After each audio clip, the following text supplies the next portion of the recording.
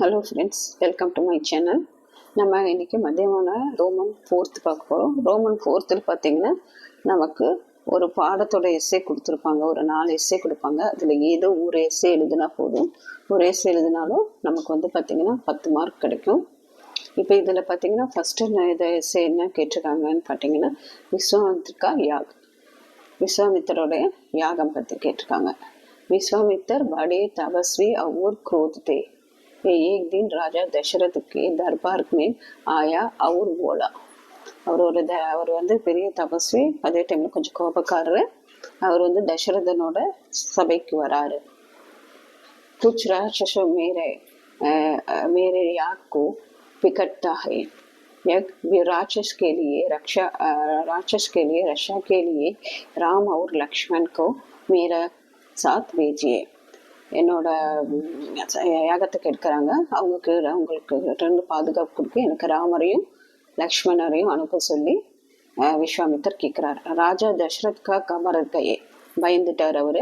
வே இஸ்கேலியே தயார் நைகே, அவர் கூட அனுப்புறதுக்கு இவர் ரெடியாக இல்லை. लेकिन गुरु वशिष्ठ के कहानी के पर उन्होंने राम और लक्ष्मण के विश्वामित्र के साथ भेजा. அவருக்கு இஷ்டம் இல்லை. ஆனால் அவரோட சபை குரு வசிஷ்டர் சொல்கிறனால அவர் விஸ்வாமித்திர கூட ராமரையும் லக்ஷ்மணரையும் அனுப்பி வைக்கிறாரு. विश्वामित्र के साथ राम और लक्ष्मण वन गए. याग को बिगड़ने वाले को राक्षसों के राम और लक्ष्मण ने मार डाला. யாகத்தை கெடுக்கிற அந்த ராட்சசர்கள் 2 பேரையும் அவர் கொண்டுட்டாங்க, வதம் செஞ்சுட்டாங்க. राम और लक्ष्मण के वीरता से खुशा होकर विश्वामित्र को उनको गई युद्ध कलाएं के सिखाए. ராமரும் லக்ஷ்மணரும் செஞ்ச அந்த வதம் செஞ்சு யாகத்தை எந்த இது ஒரு பாதிப்பும் இல்லாமல் காப்பாற்றினால என்ன பண்ணுறாங்கன்னா, அதில் சந்தோஷமான விஸ்வாமித்தர் ராமருக்கும் லக்ஷ்மணுக்கும் போர்க்கலை அத்தனையும் அவர் சொல்லி கொடுக்குறாருங்கிறது தான் இது. விஸ்வாமித்திர கையாங் ரொம்ப இம்பார்ட்டண்ட், இதை நீங்கள் படிக்கணும். செகண்ட் ஒன்று என்ன பார்த்தீங்கன்னா தனுஷ் நெக்ஸ்ட்டு என்ன பண்ணியிருக்காங்க, தனுஷை பற்றி, வில் உடைக்கிறத பற்றி. மிதிலா கே ராஜா ஜனக், மிதிலையோட ராஜா யாருன்னா ஜனகர். உன்ஹே புத்ரி, அவரோட பொண்ணு தான் சீதா. பகுத் சுந்தர் அவர் பகுத் சுஷில், நல்ல அழகாகவும் இருக்கும், நல்ல குணவதியும், சுஷிலும் குணவதி.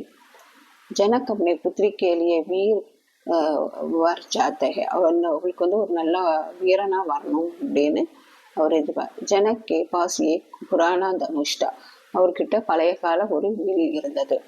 जनक उसके धनुष के पर डोरी पड़ने वाले को राजकुमार से सीता की विवाह करना निर्णயம். யார் அந்த வில்லை எடுத்து உடைக்கிறாங்களோ அவங்களுக்கு தான் சீதையை கல்யாணம் பண்ணி கொடுக்கணும்னு முடிவு பண்ணி வச்சிருந்தாரு. இப்போ பார்த்தீங்கன்னா அப்புறம் விஸ்வாமித்தர் ராம் और लक्ष्मण के साथ मिथिला आए. விஸ்வாமித்தர் ராமனையும் லக்ஷ்மணையும் மிதிலைக்கு கூட்டிகிட்டு போகிறாங்க. அப்போ அங்கே பார்த்தீங்கன்னா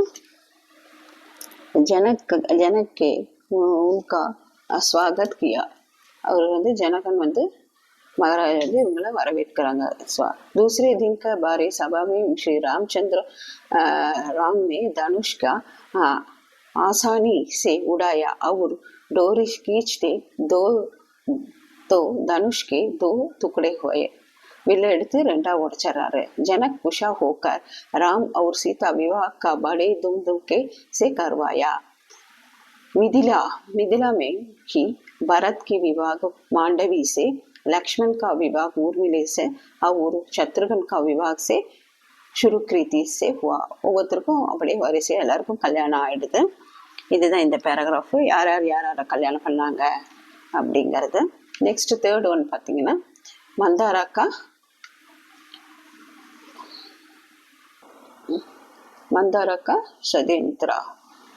षड्यंत्राன்னா அவங்க சூழ்ச்சி.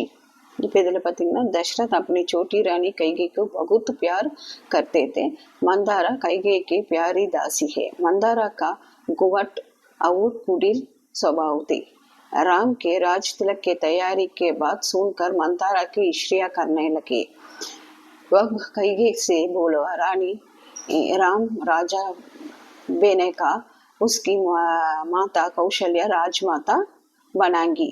और तुम उनकी दासी, तुम्हारा लाइला पुत्र भरत राम का गुलाम बेनागा, क्या वही तुम शक्ति नहीं हो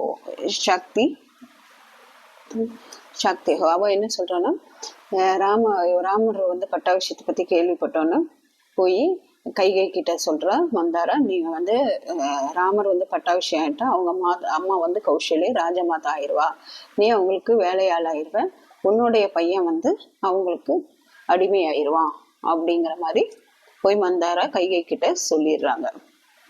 मंदारा की बातों के आकर கைகை के भारत की युवराज बनाने के உபய பூஜா. அதாவது சரி அப்ப வந்து எப்படி பரதனை நம்ம வந்து யுவராஜா இது பண்றது அப்படின்னு ஒரு உபயம் கேட்கிறா. मंदारा ने कहा, राज दशरथ ने तुमको 2 वर देना का बताता किया, உனக்கு வந்து தசரத் 2 வரம் கொடுக்கறேன்னு சொல்லியிருக்காரு இல்லையா. अब तुम महाराज दशरथ के 1 वर से राम के लिए 64 साल वनवास, ஒரு வாரம் வந்து ராமர் 14 வருஷம் காட்டுக்கு போறதா கேட்டுக்கோ, இன்னொன்னு வந்து பரதனுக்கு ராஜ் திலக் வாங்க, அவரை பட்டாபிஷேகம் பண்ணணும், பரதனுக்கு பட்டாபிஷேகம் பண்ணணுங்கிறத கேக்குறாங்க. கைகை கன் சாடி அழுக்கான ஒரு சாரி போட்டுட்டு பகனாக்கார் மகாராஜ் தசரத் கே ஆணைக்கு பிரதிஷா கர்னே லகே, அவர் முன்னாடி போய் ஒரு அழுக்கு சாரியை கட்டிட்டு போய் நிற்கிறா கைகை. இப்ப இது இந்த எஸ்ஸேவும் நமக்கு ரொம்ப எஸ்ஸே என்னன்னு பார்த்துட்டீங்கன்னா, பரத் का मिलाप, பரத் வந்து ராமனை சந்திக்கிறது. பரத் की सेना चित्रकूट के पास आ पहुंचे, அங்க चित्रकूट கிட்ட நெருங்கி வந்தாச்சு. चित्रकूटக்கு பரதனோட படை வருது. लक्ष्मण ने सोचा कि भरत के चित्रकूट पर चढ़ाई करने के आ रहे हैं, वे तुरंत रामचंद्र के पास गए और बोले, भरत के हम पर आक्रमण करने के यगा मार गया. பரதன் வந்து படையோட வந்துட்டு இருக்கான், நீங்க நம்ம மேல சண்டை பிடிக்க வரான் அப்படின்னு. रामचंद्र ने लक्ष्मण को शांत किया, அமைதியா இருக்க சொல்லிட்டு उन्होंने लक्ष्मण से कहा, भरत मुझे आए दया का वापस आने के लिए यगाम आ रहा है, என்ன நம்மளை திருப்பியும் அங்க வந்து கூட்டிட்டு அயோத்திக்கு கூட்டு போக தான் வரான், इसलिए तुम शांत हो जाओ, நீ அமைதியாயிரு.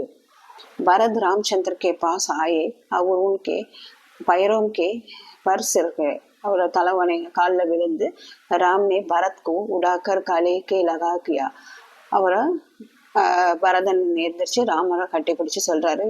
फिर राम और लक्ष्मण के माताओं के प्रणाम किया, அவங்க அம்மாக்கு வணக்கம் சொல்லி. कौशल्य सुमित्रा ने उन्होंने आशीर्वाद की दिया, लेकिन கைகை दुखी ரச்சித் கடி ஹே, அவ வந்து சுமித்ரை கைகை வந்து ரொம்ப துக்கமா நின்றுட்டு இருக்கா. இவங்க 2 பேர்கிட்டையும் ஒரு ஆசீர்வாதம் வாங்குறாங்க. அதே மாதிரி பாதுகா பட்டாபிஷேக், அதே மாதிரி பரத் மிலாப் படிச்சுக்கோங்க. மொத்தம் 5 இருக்கு. இந்த 5ல ஏதாவது ஒண்ணுதான் எழுத போறீங்க, ஆனா இந்த 5 படிச்சாதான் எழுத முடியும். இது ஈஸி, இது ஃபுல்லுமே ராம் ஸ்டோரியில இருந்து தான் வருது, வன்வாஸ்ல இருந்து. पिता मित्र का समाचार का भारत का मुख से सुनकर राम और लक्ष्मण का रोने लगा. அப்பா இறந்ததை கேட்டு ராமனும் லக்ஷ்மணனும் அழுகுறாங்க. तब गुरु वशिष्ठ के उनको शांत किया, गुरु वशिष्ठ வந்து இவங்க 2 பேரை அமைதிப்படுத்தினார். भरत ने कहा, बार में अयोध्या का लौटने और राज्य बार में सामान सभा लेने का लिए कृत किया, पर राम ने मनाना. तब बहुत उदास होकर भरत ने कहा, मैं अकेले के राज्य के बाद में सभा लेके नहीं सकता, अपनी पादुका के ताएंगे उनको सिंहासन पर बिठाकर मैं राज्य करूंगा. இவர் என்ன சொல்றாருன்னா, நான் வந்து உங்களுடைய பாதுகையை வச்சு நான் வந்து அங்க ஆட்சி புரிஞ்சுக்கிறேங்கிறது சொல்றதுதான். இந்த 5 எஸ்ஸேவுமே முக்கியம், நீங்க இதை படிச்சுக்கோங்க ஃப்ரெண்ட்ஸ். இல்லை ஏதாவது டவுட் இருந்தால் கமெண்ட் செக்ஷன்ல சொல்லுங்க.